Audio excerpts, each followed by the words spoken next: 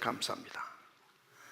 미국에서 시작된 미투 운동이 한국을 뒤흔들었습니다.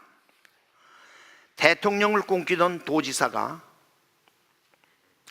미투 운동을 통해서 법정에 서고 도지사에서 내려왔습니다. 명문 대학 체육 특기생으로 아주 이름을 알렸던 한 여학생이 부정입학이라고 하는 것 때문에 학장과 학생이 동시에 학교에서 면직당했습니다.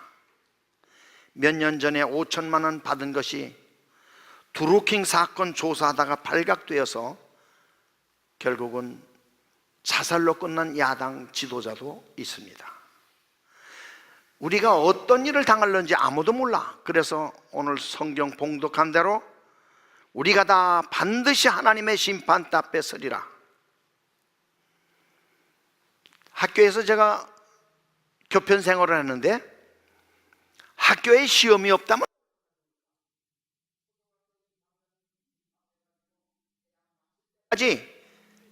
시험이 없이 그냥 해만 바뀌면 자동으로 해서 대학 졸업한다면 학생은 좋을 거예요. 그러나 실력은 엉망일 겁니다. 하나님께서도 그저 교회 다니기만 하면 구원된다면 교회가 시끄러울 거예요. 그래서 하나님은 마지막 날 심판하겠다고 성경에 기록했습니다. 디모데후서 4장 1절, 산자와 죽은 자를 심판하실 그리스도 앞에 엄히 명하노니, 그래서 엄히 명하노니, 엄숙하게 명하노니. 그래서 우리는 매일 살아가면서 우리의 발자취를 돌아보게 됩니다. 살아온 길목마다 하나님과 함께 했는지, 하나님의 말씀과 동떨어지게 살았는지 스스로 살피게 됩니다. 저는 보통 11시에 시작해서 12시에 끝난다 하는 게 아주 여기 꽉 배겼어요. 근데 12시 좀 넘어도 그렇게 별 부담이 없어. 근데 오늘 등단할 때 45분에 끝나서 그 다음에 우리 청년 예배가 있다. 전부터 약간 위축을 받아. 아하, 이거 조금만 늦으면 이게 안 되겠구나. 그래서 명강보다 종강이 좋겠구나 생각했어요. 예. 여러분, 다니엘 5장을 우리 함께 보시겠습니다. 다니엘 5장에 보면 다니엘 5장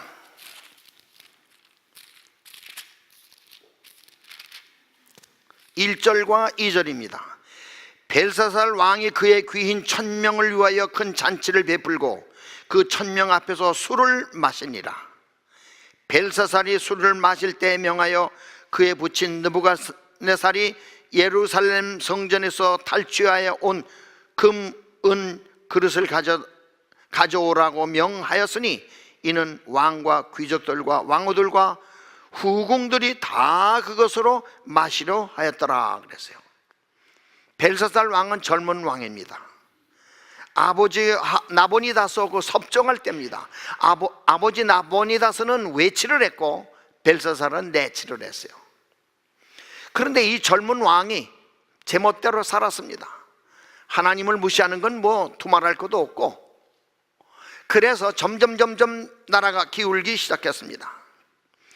정치를 잘못해서 국민의 원성을 사고 지도자의 원성을 사니까 그걸 무마하기 위하여 1000명의 지도자들을 모아놓고 파티를 열었어요. 술과 여자와 향락에 도취되어서.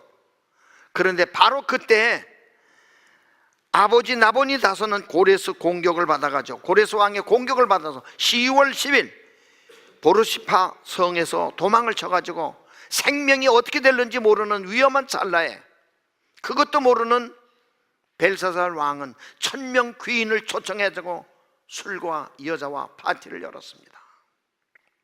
이런 판국의 젊은 벨사상은 나라의 원성이 그렇게 크니까 이걸 무마하기 위하여 술 파티를 열어준 건데, 그때 하나님은 이 형편없는 모습을 목격하셨습니다. 5장 5절에는 이렇게 기록했습니다. 5장 5절, 그때 사람의 손가락이 나타나서 왕궁 촛대에 맞은 벽 석계벽에 글자를 쓰는데 왕이 그 글자를 쓰는 손가락을 본지라. 이에 왕이 즐기던 빛이 얼굴빛이 변하고 그 생각이 번민하여 넓적다리마다 녹는 듯하고 그의 무릎이 서로 부딪힌지라. 여러분, 설교를 마치고 저기 나가서 악수를 합니다. 모든 사람이 악수를 하는데 제 손이 이 팔이 없는 손만 달랑달랑 해가지고 여기 공중에 떴다면 여러분 그 잡겠어요? 안 잡겠어요? 기겁을 할 겁니다. 왜? 핏기 없는 손, 팔에 붙지도 않은 손. 그런데 그렇게 한참 여자와 1000명의 귀인들이 먹고 마시고 흥청거릴 때 흰 벽에 손만 나타나서 글을 쓰기 시작하는 겁니다. 왕의 태도는 어떨까요? 성경 6절에 보면 사사기든 얼굴, 넓적다리가, 그리고 이빨이 더더더더더, 그 모습은 6절에 잘 나타납니다. 조금 전까지 떠들던 남녀들의 웃음소리는 조용하기 시작했습니다. 천박한 농담도 일시 중단되었습니다. 우상을 찬양하던 고함 소리도 멎었습니다. 오직 바다밑 같은 조용한 정적만이 넓은 홀을 가득 채웠습니다. 술과 환락으로 초점을 잃은 왕은 몸을 가누지도 못한 채 휘청거리며 얼빠진 사람처럼 되어버렸습니다. 바로 그때 맞은편 흰 벽에 팔에 붙지 않은 손이 나타나서 글을 척척척척 써나갑니다. 근데 그 글씨는 아람어 되기 때문에 아무도 읽는 사람이 없어요. 여러분, 이 장면을 본 왕은 어땠을까요? 양심은 사람을 두렵게 만듭니다. 왕은 죄 지은 자신을 알고 어쩔 줄 모릅니다. 양심처럼 무서운 증인이 없으며 양심처럼 겁나는 비평자도 없습니다. 왜요? 양심은 추락한 비행기의 블랙박스와 같이 자기 과거를 다 말하기 때문에 아니라고 해도 양심은 찔립니다. 다니엘 5장 7절에 보니까 박수와 술객과 점쟁이를 불러서 그걸 해석하라고 고래고래 소리를 집니다. 이 왕은 당황한 나머지 이걸 해석하면 나라의 셋째 자리를 내가 주겠다 그랬어요. 왜 셋째 자리냐? 아버지가 있고요, 본인이 있고 그 다음에 셋째 자리입니다. 최고의 대우가 셋째 자리였어요. 절망에 빠진 왕을 본 태우는 60여 년 전에 다니엘을 생각했습니다. 왕이요, 그리 마시고 그 부왕 때 이러이러한 사건이 있었는데 그 다니엘을 부르십시오. 다니엘은 그때 나이 80대입니다. 술 취한 낙엽처럼 흩어진 V앞에 앞에 다니엘은 엄숙하게 섰습니다. 노인이지만은 기도와 절제 생활로 여전히 하나님 사람다웠습니다. 그래서 셋째 자리 준다고는 약속도 있습니다. 첫 마디가 뭡니까? 왕이요, 예물은 왕이 가지시고 상금도 다른 사람 주십시오. 왜? 다니엘은 돈에 매매되는 사람이 아니었습니다. 돈 때문에 움직이는 사람이 아니었어요. 오늘날 참으로 훌륭하다고 하는 사람도 돈에 다 맥없이 넘어가는 걸 봅니다. 대통령을 했다 할지라도 돈 때문에 감옥에 들어가는 걸 보았어요. 여러분, 그런 사람만 하는 게 아니라 천국을 목표로 삼는 우리도 돈 앞에 맥 못 추는 사람이 얼마나 많은지 몰라요. 돈 때문에 안식일을 제대로 지키지 못하는 사람이 있습니다. 돈 때문에 형제지간의 사이가 멀어지는 교인이 보았어요. 우린 돈에 매매되는 사람이 아닙니다. 돈을 최고로 아는 지금 세상이지만 돈 가지고 안 되는 게 수없이 많아요. 여러분, 돈 가지고 침대는 살 수 있지만 단잠은 못 삽니다. 돈 가지고 반찬은 장만할 수 있지만 입맛은 못 삽니다. 돈 가지고 온갖 보약을 다 장만할 수 있지만 건강은 못 삽니다. 돈 가지고 저택은 만들 수 있지만 스위트홈은 마련할 수가 없습니다. 돈으로 되는 건 아닙니다. 그래서 다니엘이 이 제안을 보고 아, 임금님이여, 돈 다른 사람 가지십시오. 그 말 속에는 나는 돈에 매매되는 사람이 아니라. 여러분, 교육 74페이지에는 화이트보이에 이렇게 기록했습니다. 세상에서 가장 결핍은 인물의 부족이다. 그 인물이란 매매되지 않는 사람이다. 죄를 죄라고 부르기에 부끄러워하지 않는 사람, 마치 나침판이 틀림없이 남북을 가리키듯 양심이 그 의무에 충실한 사람, 비록 하늘이 무너질지라도 옳은 일을 위해 굳게 서는 그런 사람이 필요하다. 참, 이런 사람이 하늘에 갈 사람들이죠. 정말로 인물의 결핍이에요. 저는 일반 개신교에서 개종했는데 나중에 이 진리를 깨닫고 연구하고 공부하다가 침례받고 몇 년 후에, 정확히 말하면 8년 후에 제가 삼육대학에 들어가서 신학을 공부했는데 이제 전도사로 나왔어요. 인턴이죠. 근데 이 사람을 전도사로 써서 이게 될까 안 될까 심사한 분이 그때는 평의위원회라고 했는지 행정위원이요. 그래서 그 위에 지도자들이 한 사람 한 사람 검토하고 면담하고 질문하고 그래요. 근데 제가 전도사 2년 차 하던 해 저를 심사하던 그 목사님이 도중하차 하는 걸 봤어요. 아, 나를 심사한 사람이 도중하차 하누나. 그것도 불명예스럽게. 아무도 장담 못합니다. 오늘 저와 여러분이 언제 어떤 일을 만날는지 아무도 몰라. 그래서 우리가 날마다 우리 자신을 검토해야 됩니다. 1장 8절에 보면 다니엘이 17, 8세에 포로돼서 바벨론에 잡혀왔을 때 한 가지가 있습니다. 그것은 다니엘이 뜻을 정했다 그랬어요. 요즘 우리식으로 말하면 주먹을 불끈 쥐고 그래 두고 보자 하는 거예요. 내가 하나님의 종으로 끝까지 남는다. 그런 다니엘이 이제 80대 된 노인이지만 불려왔습니다. 다니엘이요, 저게 무슨 말이요? 하나님이 써주신 벽에 써주신 본문을 가지고 주석 설교를 합니다. 메네 데겔 우바라신 아람어입니다. 왕이요, 달아보니 부족합니다. 끝내겠습니다. 해석이 끝나자 손 써볼 겨를도 없이 고레스 장군이 이끄는 페르시아의 군대가 입성하여 왕을 체포하고 처형합니다. 찬란하던 바벨론의 금머리는 역사의 커튼 뒤로 사라집니다. 참, 여러분, 만년 갈 것처럼 그렇게 떠들던 그 금머리가 형편없이 사라지는 걸 봤습니다. 이제 우리는 연말 기도질 어제로 끝마치고 안식일을 갖게 됩니다. 전도회가 아니고 부흥회도 아니고 야영회도 아닙니다. 제가 몇 차례 말씀드렸지만 1년을 마감하면서 내 신앙에 걸어온 모든 것을 검토하는 겁니다.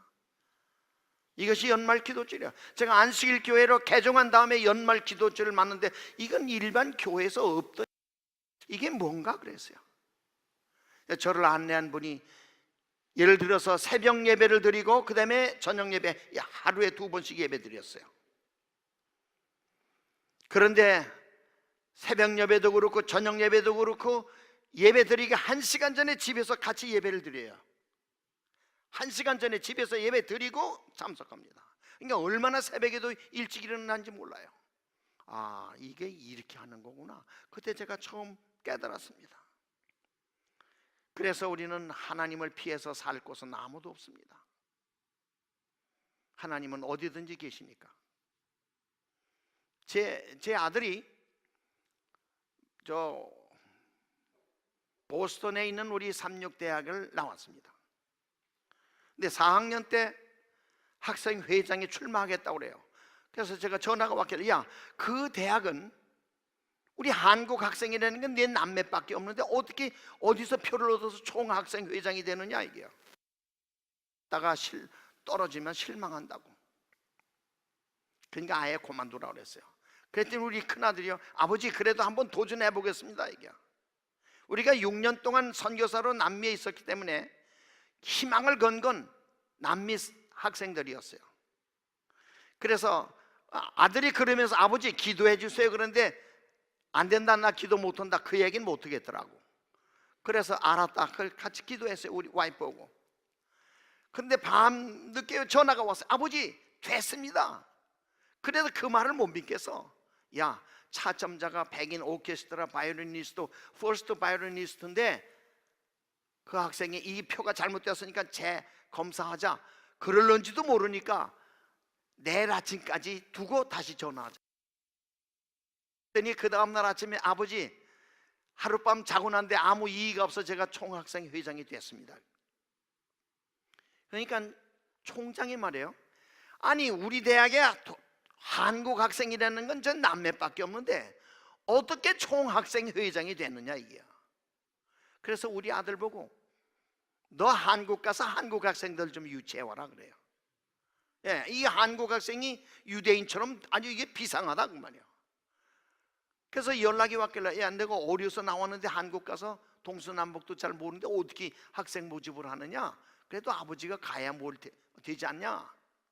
그래서 그 얘기를 하니까 총장이 그러면 아버지 비행기표까지 다 주겠다, 그리고 여비까지 다 주고 숙박비까지 다 줄 테니까 학생 모집해오라. 그래서 우리 아들하고 둘이 나갔어요. 나간데 제가 학교나 교회나 어디든지 우리 계통엔 다 아니까 나 교장 선생님이나 어디든지 아이 목사님 저희 집에 와서 주무세요. 그리고 그 댁에서 자면 밥 주고 숙박비 받습니까? 안 받아. 그러니까 제가 돈 쓴 것은 항공비하고 왔다 갔다 하는 기차비 버스비 외에는 돈 들어가는 게 없어. 호텔비도 안 들어가고. 그래서 갔다 와가지고 우리 아들이 그 영수증 있는 거 다 첨부하고 돈을 계산했는데 절반도 안 들어갔어. 그러니까 그 돈을 학교에다 반납하니까 아니 이거 회계실에서 벌써 다 이게 처리된 건데 이거 지금 가지면 어떡하냐, 이거 내가 알아서 해라. 그러니까 우리 아들이 또 저한테 연락 왔어요. 아버지 이거 돈 안 받고 나보고 알아서 하래요. 그래서 야, 돈 내라.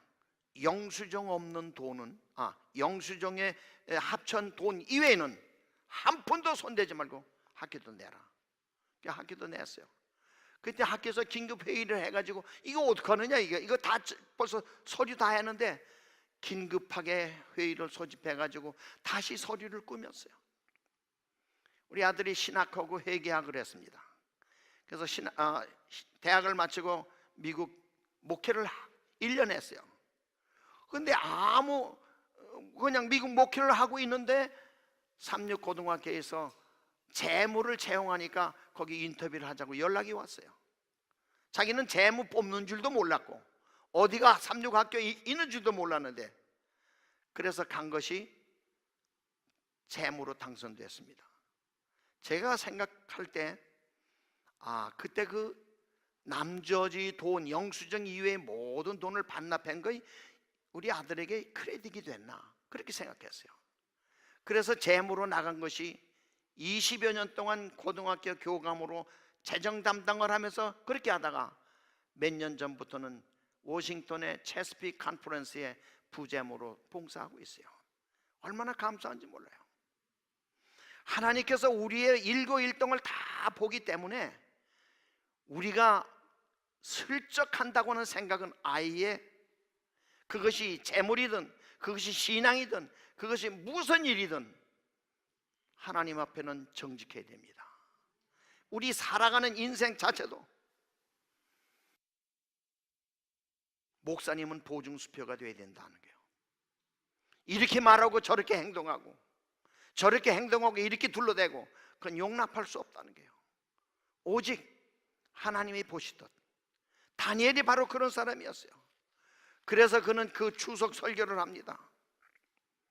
그래서 그 설교를 듣고 그날 밤 손 써볼 겨를도 없이 페르시아의 군대가 바벨론을 침공해가지고 끝장냅니다. 그래서 메대와 페르시아 나라가 등장하고 찬란했던 바벨론의 금머리는 역사의 커튼 뒤로 사라지고 말아. 여러분, 하나님을 신뢰하지 않은 사람들의 결과가 이렇습니다.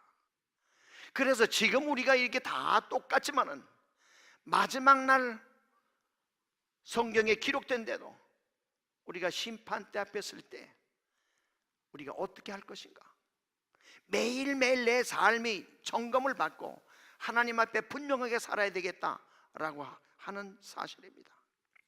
그래서 하나님이 우리의 일거일동을 검토하고 있다고 하는 사실, 우리를 멸망시키기 위해서가 아니라 우리를 구원시키기 위해서 그렇게 애써서 조사하는 거예요.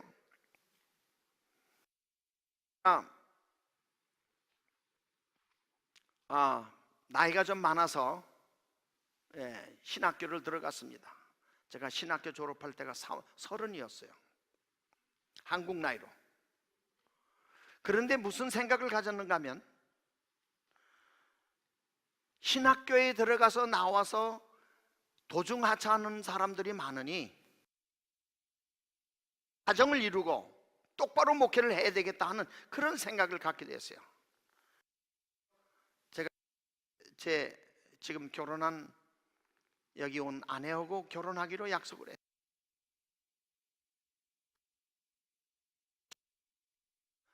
A라고 하는 여자하고 좀 사귈까 하면은 부모가 눈치채고, 너 그 미스터 최라고 하는 청년 아냐? 예. 그러면 그 청년 집이 있냐, 부모가 있냐, 형제가 있냐, 돈이 있냐, 뭐 있냐? 이북 사람. 여러분, 참 서로 많이 당했습니다. 보증 서줄 사람이 없어. 오직 하나님 외에는 누구도. 내가 용산 중학에 다니다가 6.25 만나가지고 하루아침에 고아가 돼버렸으니 누구도 나를 보증해 줄 사람이 없어.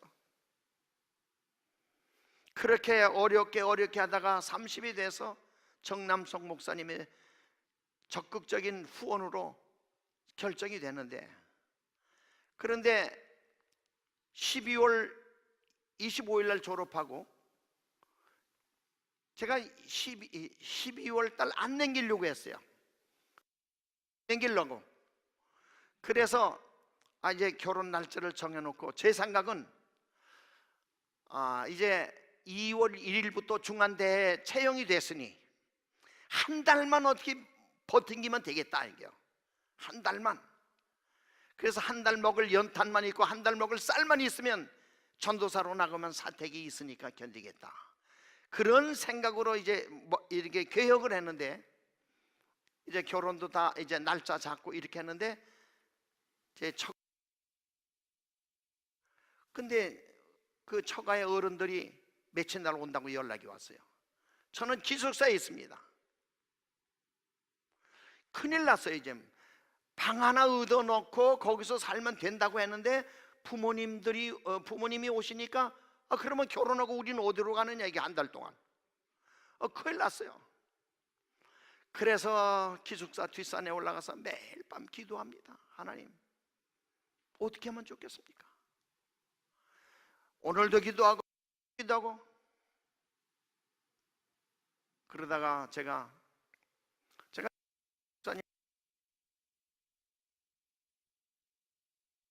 제 의견으로는 안 돼.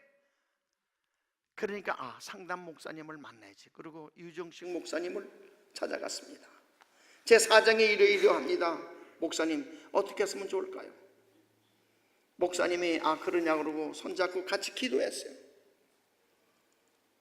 그리고는 하루 지나고 이틀 지났는데 며칠 후에 미스터 최, 그리고 찾으시길래 갔더니 돈 6,000원을 줘요. 6,000원. 지금 6불이죠. 6,000원을 주시면서 이거 가지고 될런지 모르지만 하여튼 이렇게 모금했다고. 그래서 이 돈을 어디서 나셨습니까? 그러니까 선교사 3분에게서 났다고 그래요. 그래서 돈 6,000원을 가지고 이제 난 결혼하면 되겠구나. 6불 가지고 결혼하겠다는 사람이 어디 있어요? 물론 가치는 지금 6불보다는 많죠.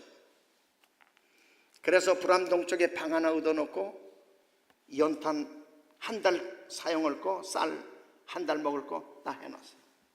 이제 난 결혼 준비 다 했다 그랬어요. 그랬더니 동창들이 아니 결혼하면 청첩장이 있어야 되잖아.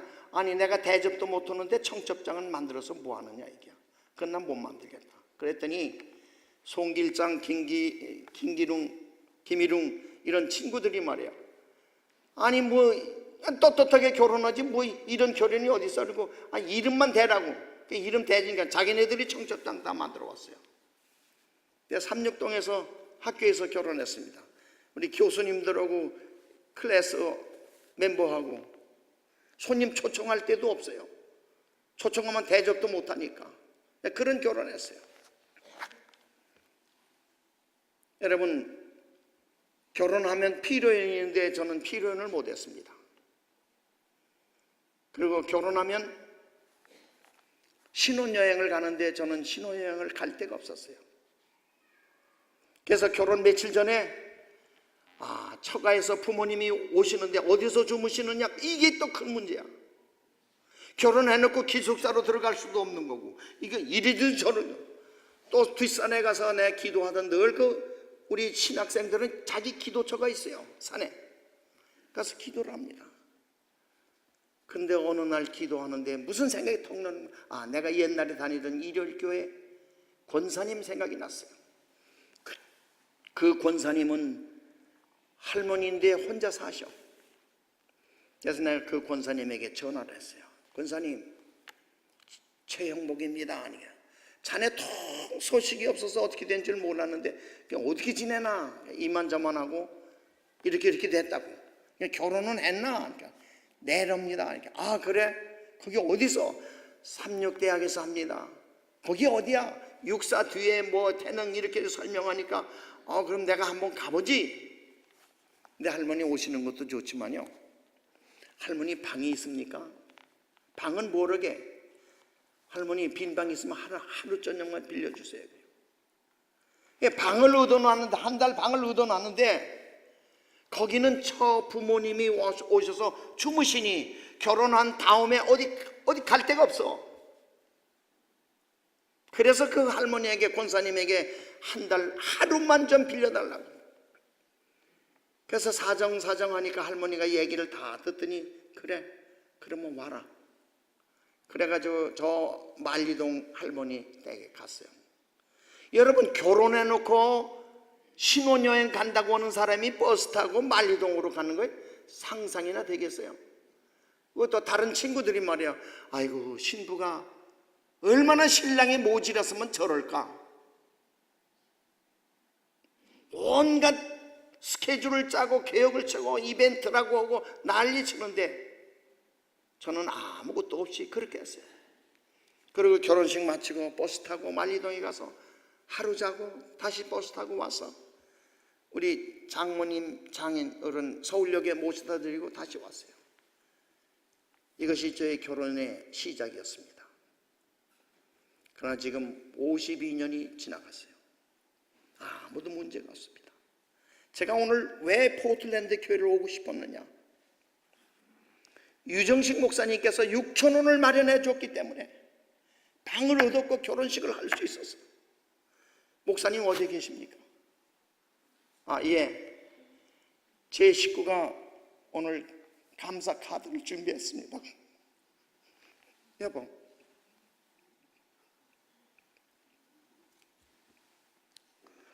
(52년) 만에 감사합니다. 죄송합니다.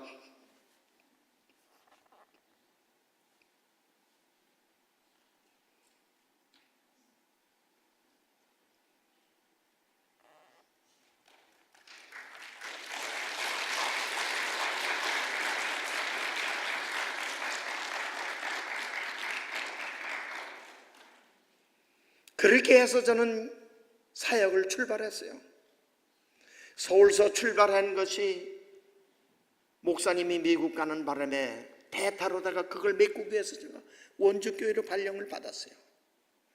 원주교회 가니까는 교회가 그렇게 크지는 못했어요. 그래 열심히 봉사를 하고 섬기고 다니고 성경 가르치고 그러다가 수녀가 되겠다고 하는 사람을 찾아냈어요. 그 고모를 성경 가르쳤는데 그 고모가 성경을 배우더니 이거 우리 조카가 수녀 되려고 그러는데 이거 수녀 되지 못하게 이거 목사님 좀 가르쳐 달라고. 그래서 그 수녀 되겠다는 사람을 만나가지고 공부를 시켰어요. 그래서 잘 받아들여. 그리고 제가 성경 공부하고 침 열렸어요. 그리고 또 한 남자 청년이 있었는데 라디오 방을 했습니다. 거기 찾아가서 또 성경을 가르쳤어요. 그가 이 진리를 받아들이고 얼마나 성실하게 받아들이는지 참으로 훌륭한 두 청년이었어요. 그리고 그 다음에 내가 말했어요. 중매를 쓰겠다고. 그래서 둘이 얘기하니까 자기 둘이 서로 만나보고 의견이 맞고 그렇다고 해서 합쳤어요. 의견이 합치됐어요. 그래서 언제 결혼하겠다고. 근데 문제는 뭔가 하면 신랑 집에서 신부가 성씨가 맞습니다. 근데 신랑의 부모는 아무도 안 믿어. 근데 갑자기 반대를 하는 게 왜냐? 찾아가니까 신부의 성이 우리는 마음에 안 든다고. 아니 그 옛날 조선시대도 아니고 지금 성이 어떻습니까 이게. 그래 그 부모를 설득해서 허락을 받고 결혼을 합니다. 그런데 결혼하기 한 6개월 전인가요? 저를 춘천교회로 또 발령을 보내더라고. 그냥 한국은 내가 가고 싶어서 가는 게 아니라 가라만 가고 오라만 오는 거예요. 한국은. 그래서 춘천을 가니까 춘천은 호반의 도시 아주 좋아요. 원주보다 훨씬 컸어요 그 옛날에. 그래서 춘천교회에서 목회를 했습니다. 그런 동안 제가 춘천 MBC에서 정기적으로 방송하기 시작했고요. 그 춘천 군 부대에 다니면서 방송 설교하던 그 설교를 또 군인들에게 하고 한참 그렇게 목회를 하고 있는데 청첩장이 왔어요. 원주에서 하나 오고 하나는 의정부에서 왔습니다. 의정부에서 온 청첩장도 제가 원주교회 제가 담임할 때 청년이었어요. 근데 그 신랑이 군인인데 의정부가 고향이니까 고향으로 간 겁니다. 근데 의정부에서 한 젊은이가 결혼하고 원주에서 결혼해요. 그러니까 저는 무슨 생각을 했는가 하면 갈 수는 없고 축의금으로 해가지고 편지하고 카드하고 해서 원주로 보내고 의정부로 보냈습니다. 근데 먼저 원주에서 결혼을 했는데 저희 식구는 집에 있고 저는 방문 갔다가 들어오니까 오후 늦게 낯선 고무신하고 여자 고무신하고 남자 구두가 있어요.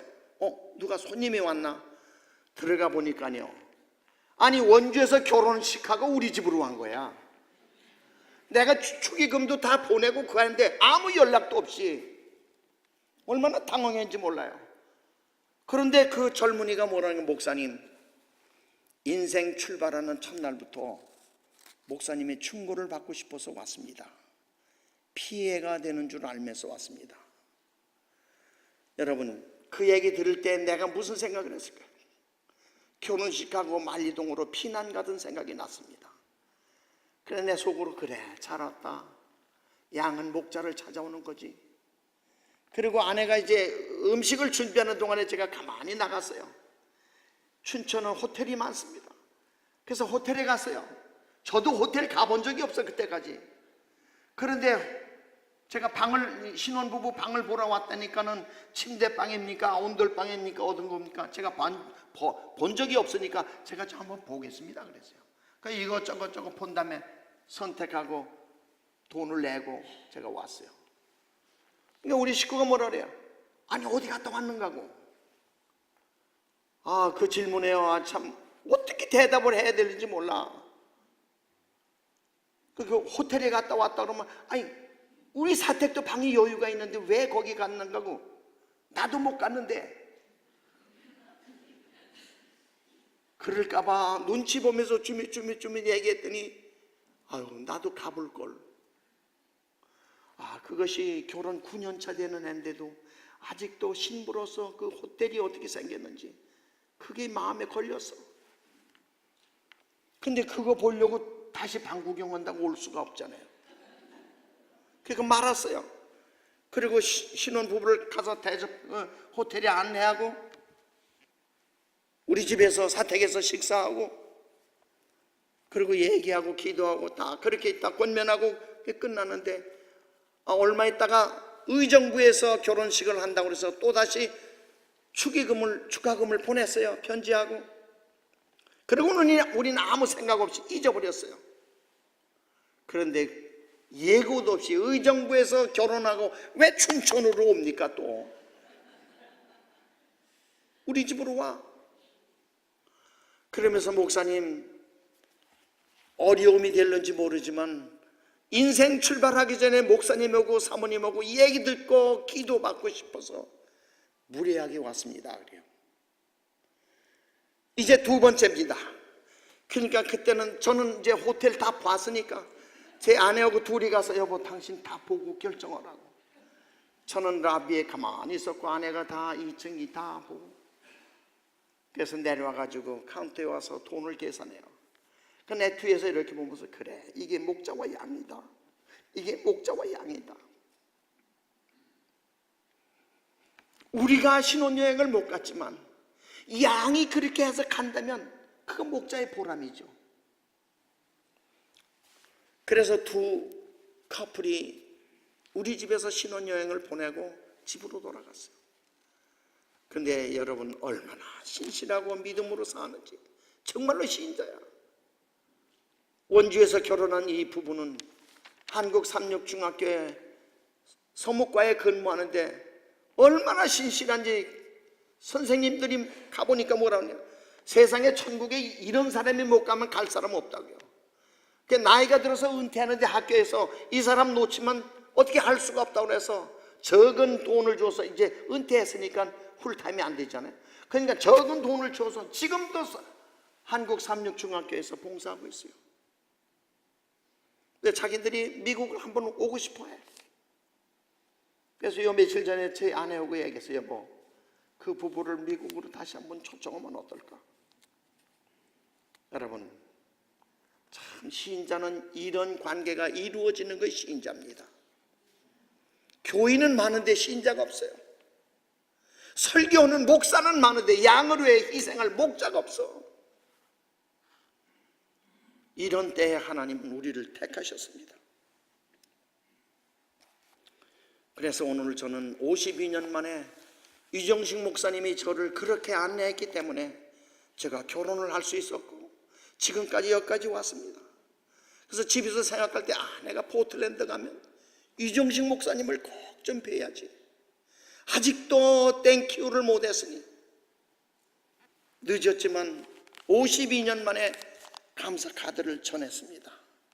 오늘 우리 포틀랜드 가족 모두가 다 하나님의 은혜 속에서 2018년 후회 없는 연말을 맞이하시길 바라고, 이 기도주일이 내 신앙생활에 영원히 기억되는 아름다운 집회가 되기를 예수의 이름으로 축원합니다.